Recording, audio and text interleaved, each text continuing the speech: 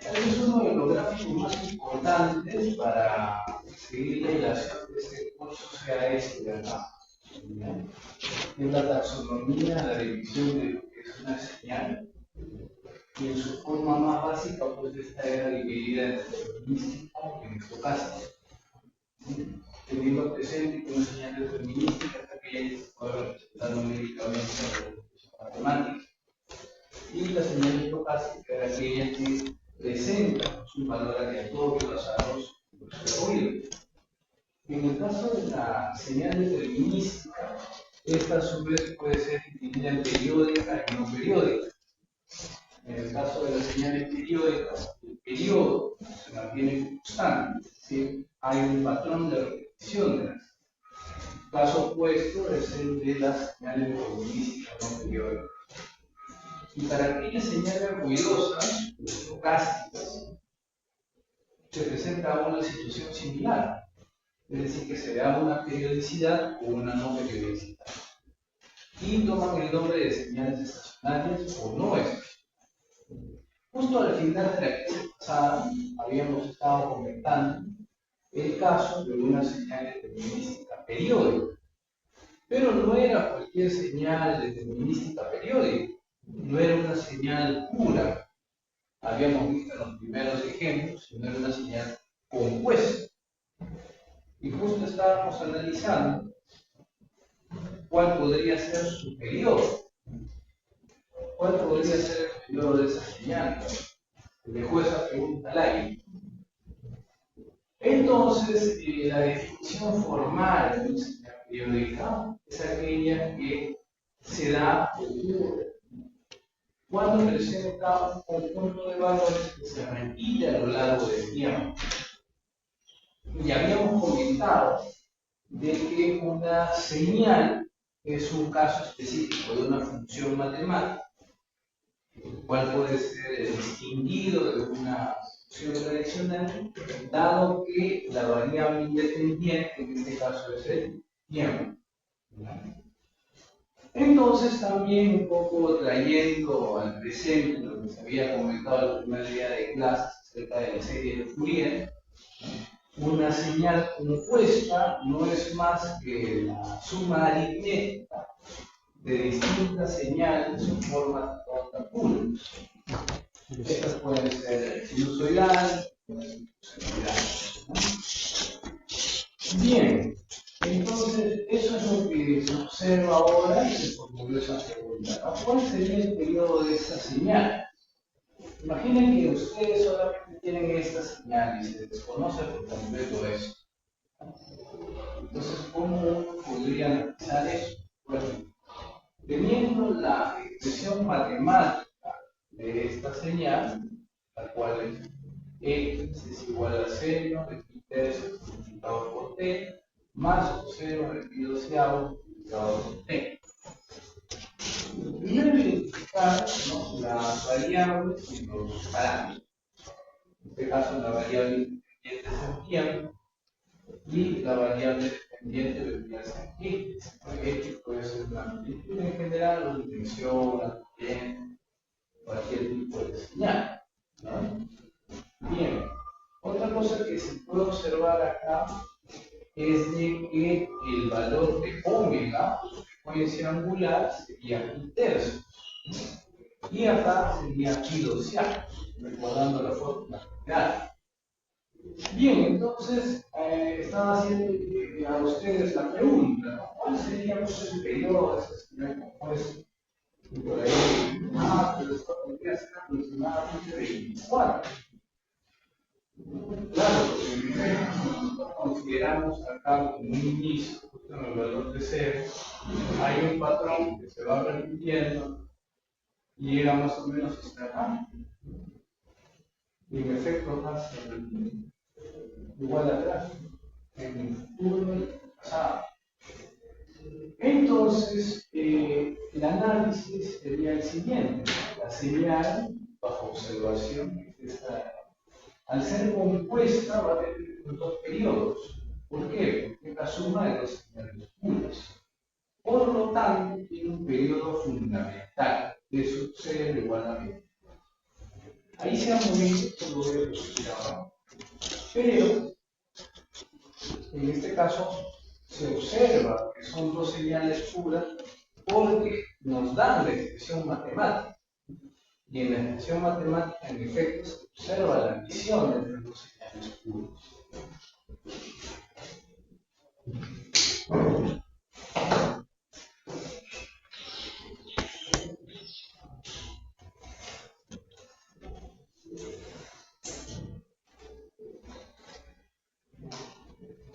Muy bien.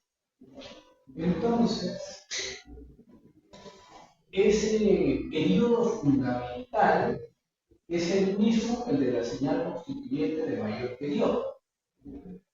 Entonces, hay un concepto denominado periodo fundamental, el cual es diferente al periodo clásico, del cual uno habla de utilizar señales puras.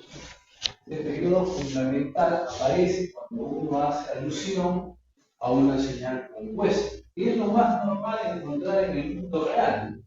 En el mundo real, uno analiza distintas señales, temperatura, presión, fuerza, tensión, etc. No está obteniendo señales puras. Lo que uno obtiene son estas señales compuestas. Esas señales puras uno las puede generar, digamos, con un osciloscopio, ¿no? Visualizarlas con un osciloscopio y generarlas con equipo electrónico de generador de funciones. O las puede producir visualmente en un simulador, en un lenguaje de programación, digamos, Math, o Python, etc. Pero esto es lo más común de encontrar. Entonces, cuando uno analiza por separado cada una de las funciones constituyentes, ustedes recordarán la segunda clase de los cursos, habíamos analizado el caso de una función, una cierta función que tiene un valor en un intervalo de tiempo y tiene otro valor en otro intervalo de tiempo. Entonces eran dos funciones que constituían a la señal compuesta. Ahora estamos en el mismo caso, solo que acá el tiempo es el mismo para todos. Por eso es que se ha adicionado.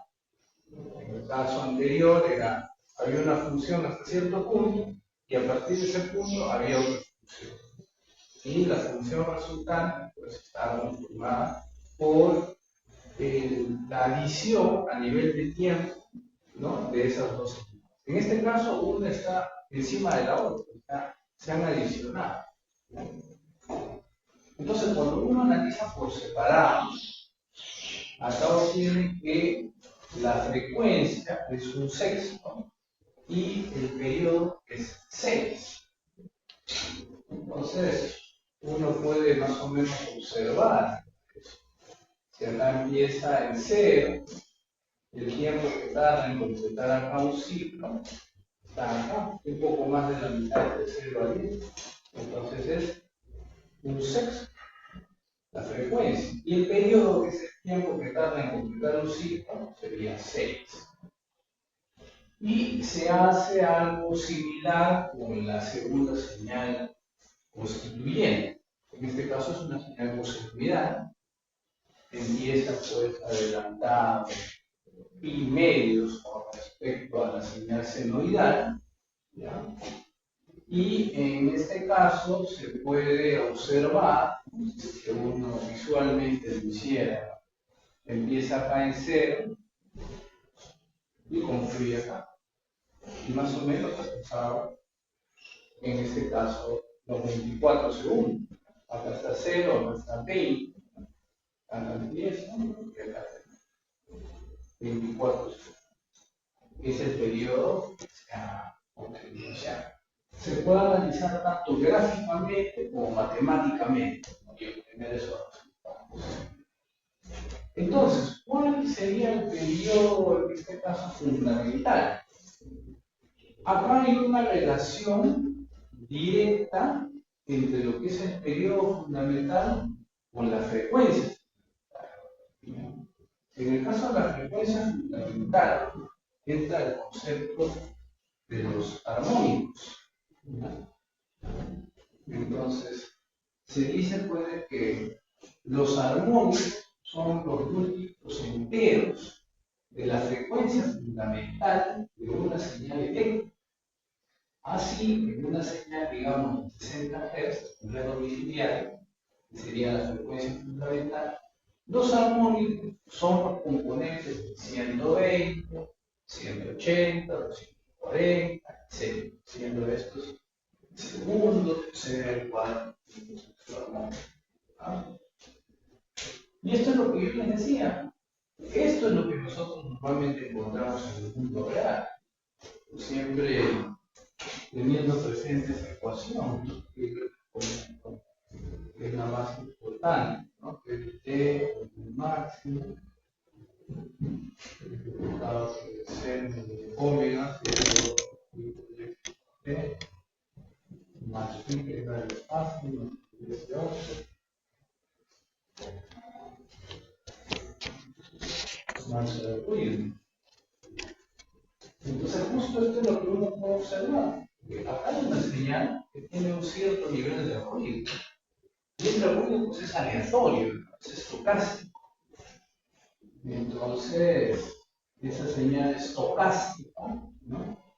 Me da a mí la idea de que este parámetro R pues, va a tener un valor. Va a tener un valor, obviamente. Igual a este de acá, ciertamente la frecuencia, posiblemente hay un desfase, correcto, y también posiblemente hay un offset, teniendo en cuenta que offset significa pues desplazamiento. Hay un desplazamiento de continuo, se puede desplazar a la señal o bien de forma positiva o bien de forma negativa. Y acá pues se cumple en efecto una señal cualquiera por las series de Fourier es una suma infinita de señales. Siempre se comenta que f de t es igual a sumatoria de f sub i de t desde i es igual a 1 hasta el infinito. Y esto es lo que se observa.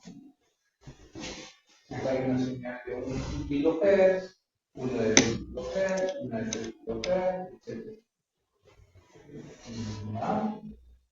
Entonces, este concepto de sumatoria en Fourier extrapolado en el análisis frecuencial, ¿no?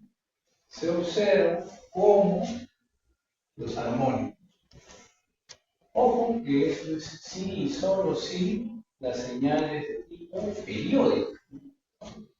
Solo si las señales periódicas. Esto para señales periódicas.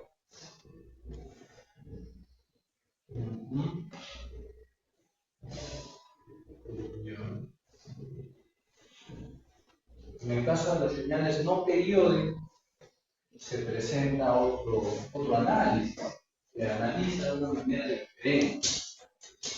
Pero, si bien es cierto, las señales periódicas son un subgrupo particular de las señales que se puedan encontrar, sí se presentan, ¿no? En muchos casos hay este tipo de señales periódicas. Las señales no periódicas, como las chinas, por ejemplo, ya habíamos visto que se analizan de manera diferente. Cuando uno aplica la transformada de Fourier, pues no hay una correlación directa cuando vuelve a la misma señal. Para una señal chip de una forma, es lo mismo una chip de otra. Entonces, este es un caso particular. Bien. Visto esto, hay otros conceptos importantes para el que concierne análisis de señales. Habíamos comentado que las señales en sí tienen varios parámetros, los han colocado ahí, pero también existen unos parámetros adicionales como son la energía y la potencia de la señal. La definición dice que la energía de una señal, de una cierta señal X de t, es decir, un valor instantáneo, durante un intervalo de tiempo, digamos, T1 o T2 se define de esta manera.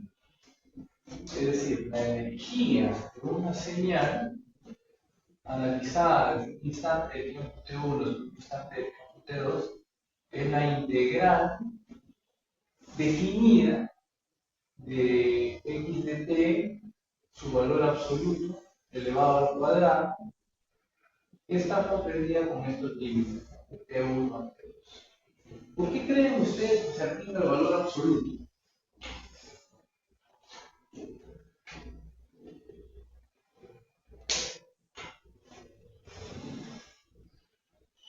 ¿Cuál creen ustedes que sería el motivo por el cual la expresión tiene un valor absoluto?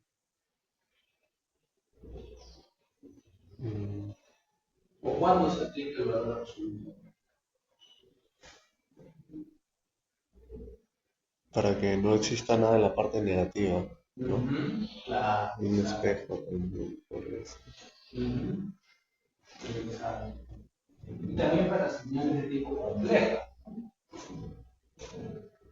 Muchas veces, pues, algunas señales tienen estas características, tener componentes complejos, y esto es como un artificio que permite corregir ese inconveniente que se pueda presentar. Lo interesante también de analizar estos factores de energía y de potencia de la señal es que ese análisis se puede simular, y eso lo vamos a hacer en el laboratorio. Vamos a calcular la energía de una señal y la potencia de una señal, dados ciertos parámetros que se pueda tener. Evidentemente, para hacer la integral definida, una aproximación, pues mandan unos humanos.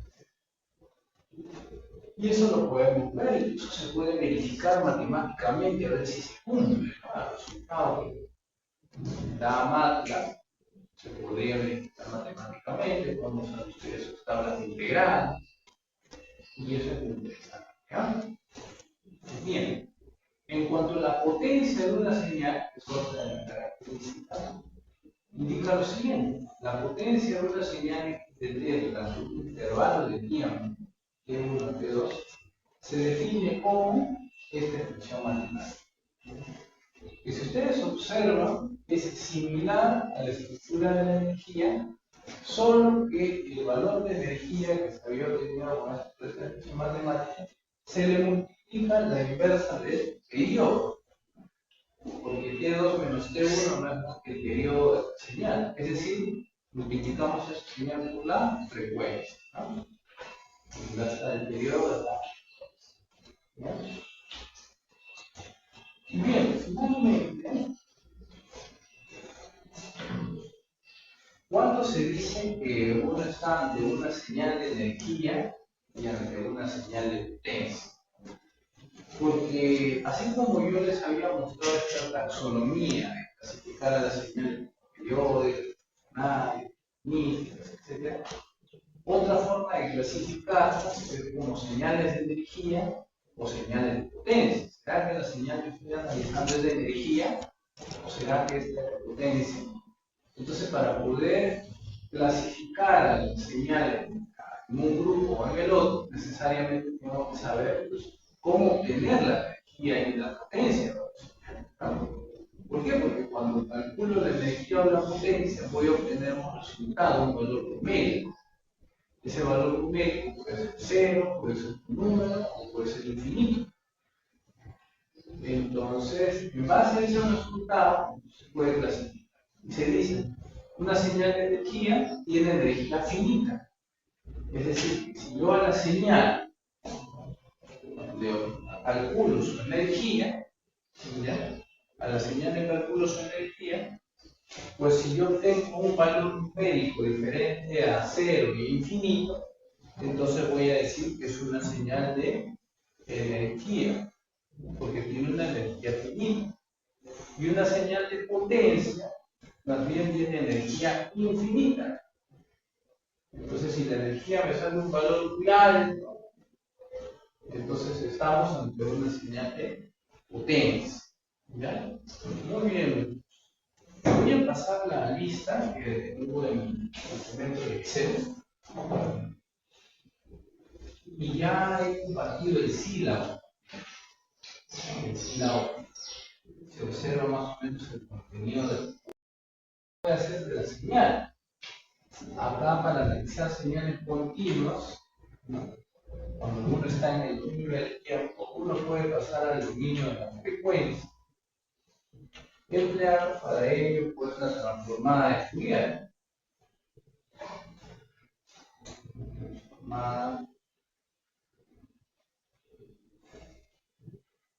de Fourier.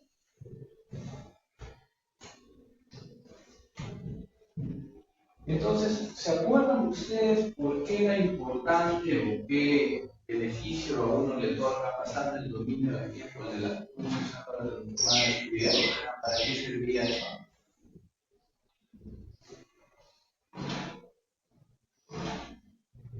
¿Se acuerdan? Eso lo expliqué en el primer día de clases. Se hacía un viaje de ida, se hacía algo y luego se volvía. La transformada directa, la transformada inversa. ¿Se acuerdan? ¿Cuál podría ser una de las aplicaciones? ¿Se acuerdan? A veces en ciertos dominios, por ejemplo en el caso de la frecuencia, digamos, es más fácil poder trabajarlo y pues Ya. que no hay una pérdida de información. Claro, no hay pérdida. En el viaje de ida ni en el de vuelta no hay pérdida. Pero uno hacía ese viaje con un fin. Así como ustedes vienen de su casa a la universidad, tienen un fin. Luego vuelven. Esta transformada acuérdense que era bidireccional, ¿se acuerdan? Con la transformada de Fourier directa, Fourier tanto y la inversa. Entonces, una de las aplicaciones de poder ver en la transformada de Fourier, de aplicar la transformada de Fourier, evidentemente una de ellas es observar el espectro de frecuencias, ¿no? El espectro de frecuencias o el espectro frecuencial. Pero había otras aplicaciones u otros motivos por los cuales uno pasa del dominio del tiempo al dominio de la frecuencia. ¿Cuál sería otra aplicación? Otra aplicación es el uso de los filtros digitales, ¿no? Aplicar filtros digitales. Aplicar filtros. Entonces, eso también es importante, porque uno hace ese viaje con un propósito. Y en el mundo de la frecuencia, pues, estos filtros están diseñados para trabajar en frecuencia. Por eso es que uno pasa el tiempo. Listo. ¿Qué más? Además de la transformada de Fourier, se puede aplicar la transformada de Laplace. Transformada de Laplace.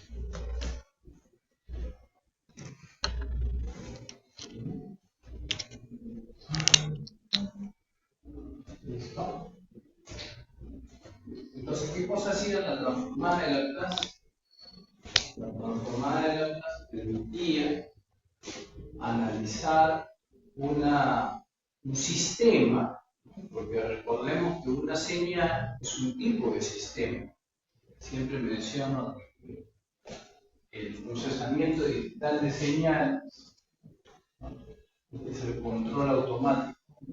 Entonces, el procesamiento digital de señales es una parte de la teoría de control automático.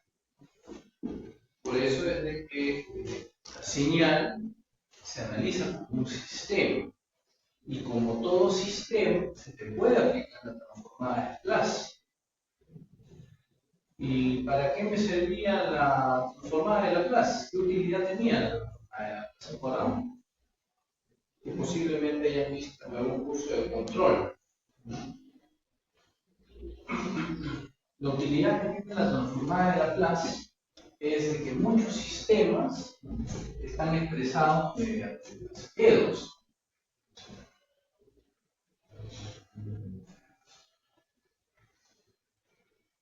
Y las EDPs. ¿Se acuerdan qué cosa eran las EDOs? ¿Y las EDPs? Ajá. Ecuaciones diferenciales ordinarias y ecuaciones diferenciales parciales. Bien. Entonces, cuando uno quiere, por un momento, yéndonos a la teoría de control, cuando uno quiere controlar un sistema, pues lo primero que uno intenta hacer es modelar matemáticamente ese sistema.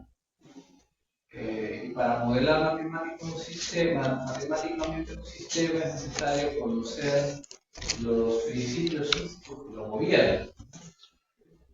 Y en base a eso, uno quiere, haciendo un modelamiento, modela el sistema y puede obtener pues, una señal pues, de un sistema que presenta derivadas e integrales. Digamos, yo tengo este sistema. Vamos a ver así.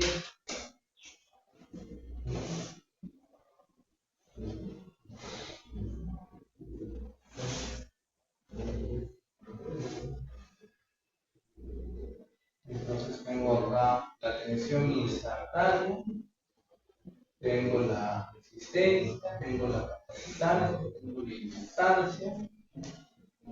Acá tengo una corriente eléctrica que pasa por una corriente instantánea. Y a mí me pide modelar ese sistema. Modela ese sistema, me dice. Hay que modelar un sistema eléctrico simple. Entonces, ¿qué es lo primero que uno hace? El voltaje es igual a, para el caso resistivo, la corriente por la resistencia. Entonces, IDT por la resistencia. Más, acá sería 1 sobre C por la integral de IDT diferencial del tiempo. Desde un valor T1 hasta un valor T2. Más L por la derivada de IDT respecto al tiempo.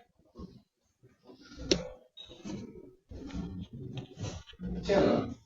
¿Sería así? Entonces, ahí estamos frente a una EDO. Esa es una EDO. Es una ecuación diferencial ordinaria. ¿Por qué es una EDO? Porque tiene derivadas, es integral. Desde que un sistema en su modelo matemático tiene derivadas, quedan ya.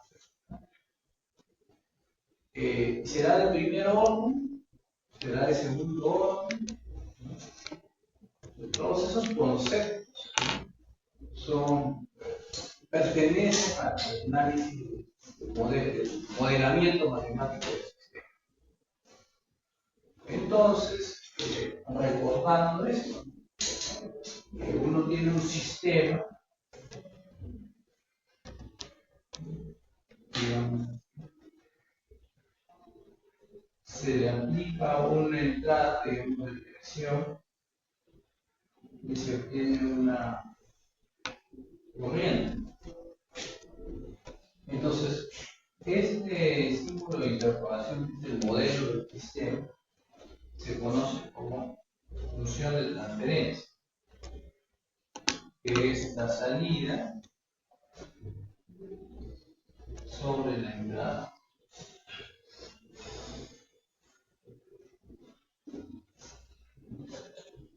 Entonces, la función de transferencia del sistema o de la planta es la salida en el dominio de la frecuencia compleja entre la tensión y el dominio de la frecuencia compleja. Y hay tablas para poder hacer el análisis. Básicamente lo que uno hace con la transformada de Laplace es cambiar de dominio. Uno pasa del dominio del tiempo al dominio de la frecuencia compleja. Y lo que uno hace en la transformada de Fourier es pasar del dominio del tiempo al dominio de la frecuencia. Y ojo de que este viaje, ¿no?, en ambos casos es bidireccional. Y lo más interesante de eso es que tanto en el viaje de ida como en el viaje de vuelta no se pierde información. Porque si se perdiera información, pues no sería útil. Estaría deformando el sistema. ¿Ya?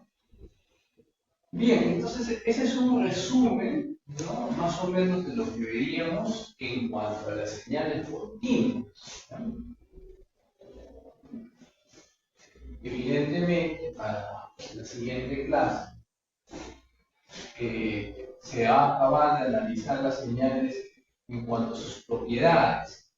Ya se pasarían luego las señales discretas.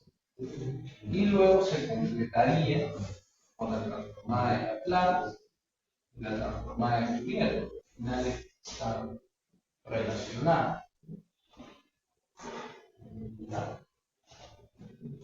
Bien, entonces habíamos dicho de que para pasar una señal que está en el dominio del tiempo continuo al dominio de la frecuencia, se aplica la transformada de Fourier.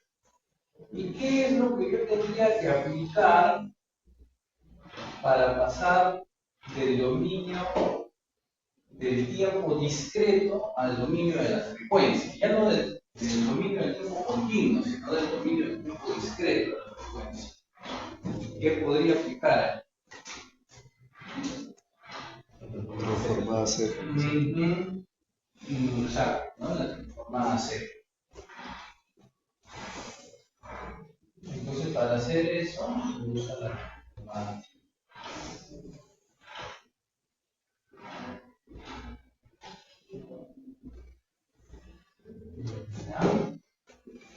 También es un viaje direccional. Ahí se analizan varios conceptos, ¿no?, como la estabilidad, el diagrama de polos y ceros, el diagrama de Nyquist, el diagrama de Nichols. Hay varias herramientas para poder analizar estabilidad en sistemas discretos. Bien, algo más también importante que se ve acá, aparte del tema de los filtros, es el tema de el caso de las señales no periódicas, la transformada Wave y la transformada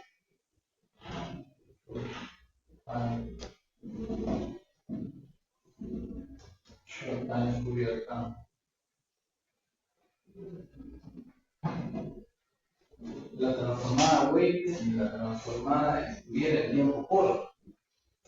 O sea, como ustedes pueden apreciar, hay un montón de transformadas. Hay varias transformadas. Y cada transformada tiene su utilidad.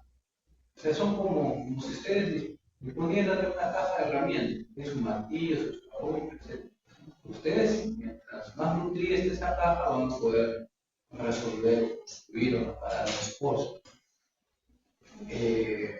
Y habíamos comentado también la primera clase.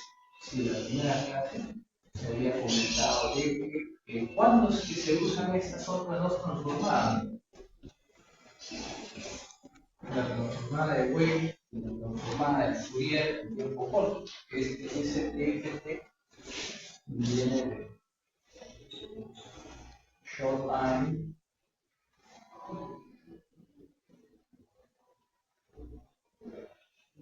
Fourier Time.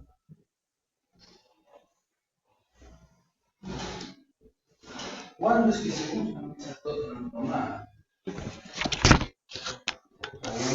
comentado es que esas transformadas se usan para el caso de señales no periódicas o no estacionarias.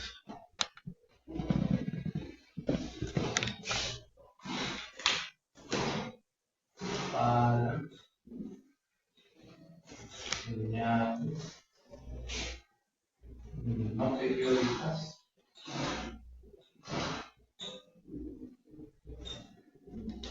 o no estacionarias.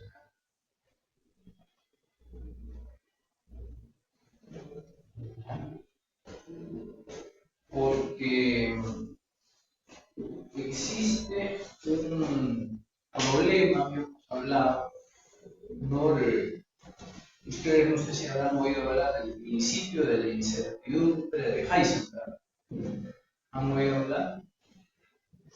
¿Les suena el principio de la incertidumbre de Heisenberg? ¿Qué cosa es el principio de la incertidumbre de Heisenberg?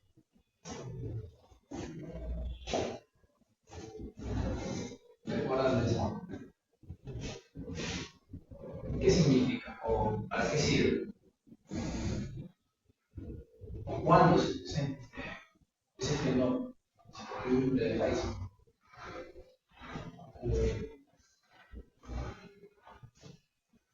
Al principio de la incertidumbre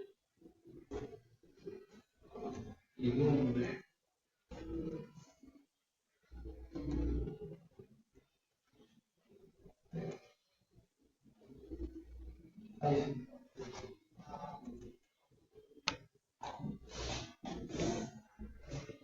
Eso se ve en física, pero se ve en física moderna. Más o menos cuando ven la teoría de la relatividad, Einstein. Bueno, este principio lo que nos indica es que uno no puede conocer el instante de tiempo exacto en el que se está dando un evento. ¿Por qué? Porque, digamos, yo quiero analizar un fenómeno, ¿no?, que ocurre en un tiempo específico, ¿no?, digamos en el instante de tiempo T1. Y yo quiero tomar nota, ¿no?, de lo que sucede en ese instante. Estoy con mi cronómetro, ¿no? Justo llega ese tiempo y voy a tomar nota. Y cuando tomo nota, ya no estoy acá, estoy acá. Entonces no lo estoy tomando el T1, lo estoy tomando el T2. ¿Ya? Porque las partículas, ¿no?, ustedes saben el concepto de la luz, también se analiza en forma de partículas, ¿no?, en forma de onda, el concepto de la dualidad de la luz, como onda o como partícula. O sea, la masa se empieza a desplazar, es una cierta masa, una partícula P1. Entonces, cuando yo quiero analizar el instante de tiempo en que esa partícula corta acá el T1, no lo estoy tomando en T1, en realidad lo estoy tomando en T2. No puedo conocer el instante de tiempo exacto en que una partícula llega a una posición. Entonces, eso es lo que dice ese principio. Ahora, ese principio extrapolado a lo que es el análisis de las señales nos indica de que si yo tengo una señal, digamos, como esta,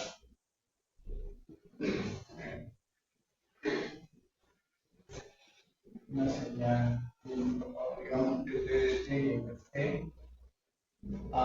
y yo le aplico la transformada de Fourier, es una señal pura, entonces yo voy a ver así, ¿no? Esto de acá es una función de la frecuencia. Voy a ver un esquema, ¿no? Listo. Pero cuando yo hago esto, cuando yo le aplico la transformada de Fourier, originalmente esto era el tiempo. digamos que esta señal ocurrió acá en un segundo. Entonces, digamos de que esta señal ya no es una señal pura, es una señal compuesta. Si fuera una señal compuesta, digamos, sería más o menos así. Y esta señal compuesta, digamos que es la suma, ¿no?, de tres señales diferentes. 2, 5, 7 Hz.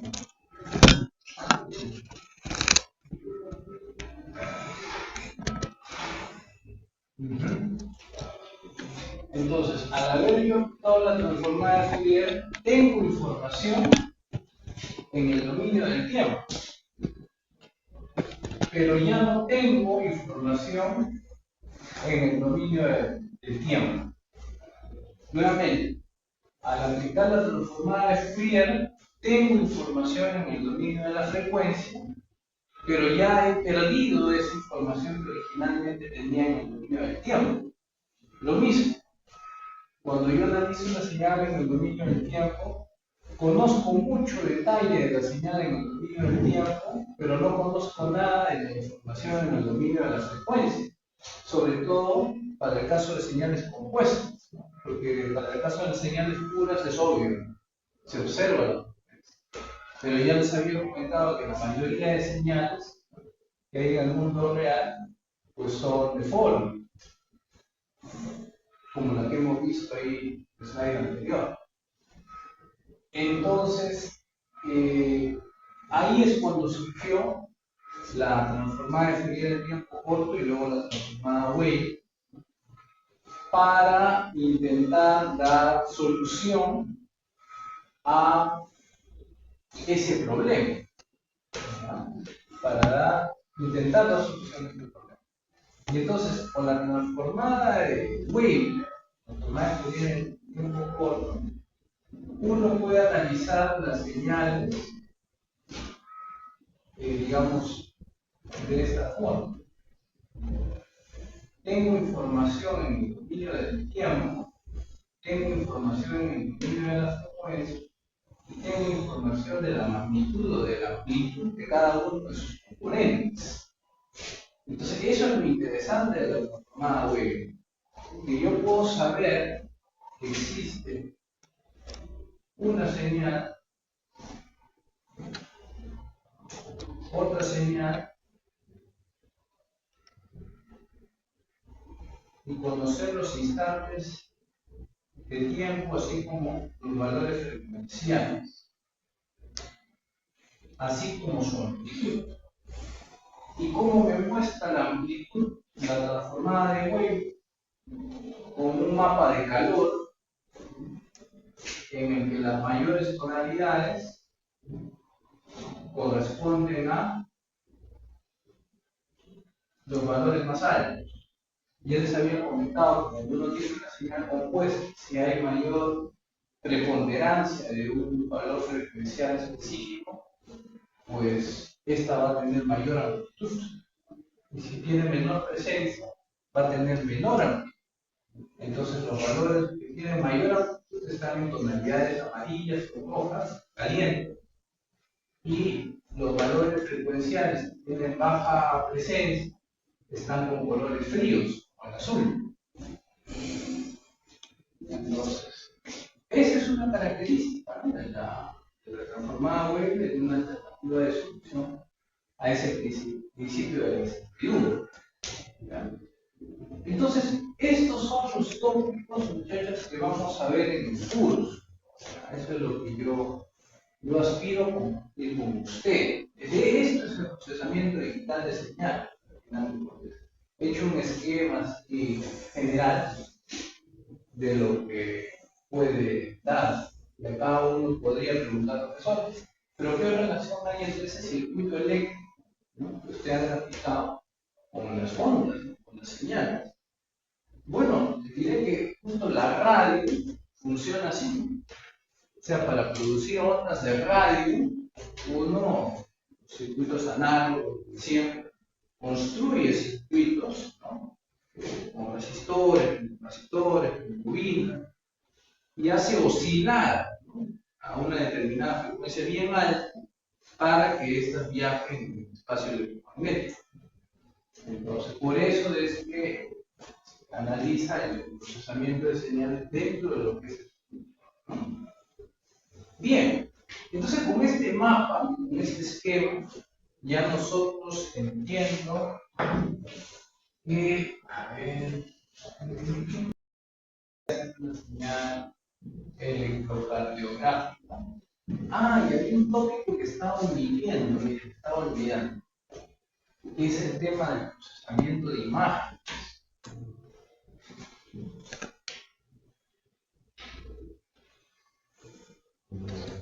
Estaba olvidando el tema de las imágenes. Vamos a ver si alcanza el tiempo, porque a veces uno quiere sacar un montón de cosas que no lleva. Pero yo quisiera que también se vea un poco de imagen. Cómo se hace el procesamiento de las imágenes usando los filtros, por ejemplo, los filtros digitales. Esos filtros digitales nos sirven para señal, para imagen. Bueno, entonces decían, pueden escoger ustedes, yo les tengo libertad para que escojan una base de datos electroencefalográfica, electrocardiográfica o electromiográfica.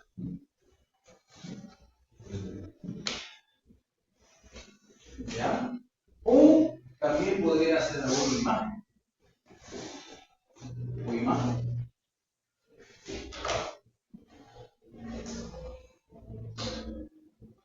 Por ejemplo, ayer en el ciclo pasado, había un alumno que estaba haciendo su tesis y me dijo que estaba estudiando una base de datos melanoma. Se tenía varias imágenes, había conseguido una base de datos, muchas fotos de lunares. Lunar. O sea, estaban mezclados, por decir. Si esta es una base de datos imágenes, este es un lunar normal, lunar, melanoma. Lunar, melanoma. Melanoma, lunar, y así. Entonces, la idea era aplicar procesamiento digital de señal, que en este caso sería PDI, de imagen, y Machine Learning. Se quería hacer eso. ¿Para qué? Para tener un sistema de clasificación binaria, o sea, un hiperplano que separe las imágenes no cancerosas y melanoma. Eso es lo que quería hacer y yo quería apoyo estructural en el plan de tesis. Eso fue el ciclo pasado cuando yo dicté ese curso. Bueno, ahora lo estoy dictando en el nombre. El chico estaba en ese grupo, como mi alumno. Entonces, bueno, es un tema interesante de los carcinomas. Y así ustedes pueden investigar, ¿no? Esa base de datos en la web, ¿no? Ahora, lo que sí deben tener un poco cuidado es con el tema de dónde viene esa data. Yo creo que sí les conté esa anécdota, ¿no? Yo había trabajado con una base de datos de detalles, incluso de personas, y cuando especifiqué yo era mujer, bueno, que le dije. Y eso era porque en la localidad pues, había mucho sobrepeso, mucha obesidad. Entonces, y sobre todo mi peso no correspondía a un hombre, pesaba más. Entonces, teniendo en cuenta esa situación, ¿no?, del entorno geográfico, el trabajo de investigación consistiría en buscar una base de datos, alguna de esas señales o imágenes, y aplicarle procesamiento digital de señales. Aplicarle filtros, solamente de procesamiento de señales, no machine learning, porque es un curso. Procesamiento digital de señales o procesamiento digital de imagen. Ahí tienen distintas herramientas que se van a ir viendo en este curso. Y sobre eso consistiría. Más detalles les voy a dar ya seguro una semana, un documento oficial, muchos detalles de composición. Pero este es un adelanto de que consistiría el trabajo de investigación. Este es un trabajo de investigación técnico. ¿Ya? Hasta ahí tienen alguna consulta sobre el trabajo que hacen. Más o menos algo así. De ahí yo les voy a dar el tema del plazo, ¿no? Si hay algún formato. Por lo general es un informe. Como todo informe, tiene que preguntar antes, introducción, resumen, metodología, resultados, conclusiones, sugerencias, bibliografía, prácticamente es una pequeña monografía, ¿no? Estructurada, ¿no? Teniendo cuidado con la redacción, tal vez se exponga, si nos queda tiempo, tal vez podamos hacer que sea un promedio entre la versión escrita y la versión oral. Ustedes me entregan el trabajo, tienen una nota, yo reviso el documento, ya sea en físico o digital, me envían por correo, y lo voy a ver, y que se promedie con exposición. Para ello también hacer preguntas, porque cuando me lo entregan ya puedo preguntar, lo revisan, ¿no? En cambio, cuando ponen, yo también quiero saber más, ¿no? Cualquiera. Yo pregunto, oye, esto no hay una réplica, ¿no? Ya tendrás lo bien. Entonces, eso. Ahora, en cuanto a las otras prácticas, miren, mínimo yo tomaría una práctica P1 más otra práctica P2 más el trabajo de investigación. Mínimo es 3 más examen parcial más examen final entre 3. ¿No?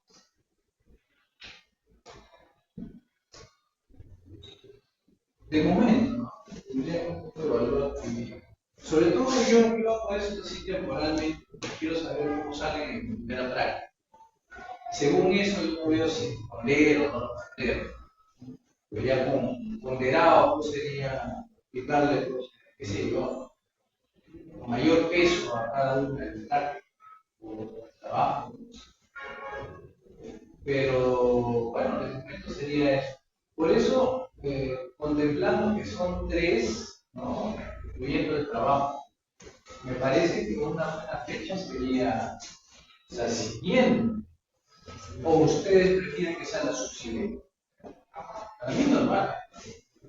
¿Cómo ustedes ya se sienten más o menos preparados? Deben dejar que sería de lo que hemos visto hasta ahora. La teoría, algunos ejercicios, porque la siguiente semana ya cerramos con continuo. Ya cerramos con la parte continua y ya esto de acá, lo que viene después, se ve bien también así. Es que no se pueden desligar, ¿no? Uno pasa de un sitio, viene a otro, pasa, vuelve. Se parte de la mano. ¿Cómo prefieren? ¿La siguiente tiene que ser la primera práctica? ¿O la subsiguiente? ¿O lo definimos en el laboratorio? ¿Dónde llegan más compañeros? Una idea puede ser que sea para la siguiente, pero que para la siguiente semana sí que se puede unos problemas parecidos para poder practicarlo. Con un repaso y algunos ejercicios. También, ya está bien, podría ser. La siguiente como repasa y ya la subsiguiente podría ser. La cosa es que no se quede sin tiempo, no quiero que se les junte, ¿no? El ciclo pasado me acuerdo que los chicos dieron su parcial, su final y después la práctica. Eso es un poco muy desordenado. Entonces, podríamos quedar así. Semana 6, primera práctica, y dirán el parcial, por acá la segunda práctica, digamos, y por acá entregan el trabajo de investigación. Con su exposición,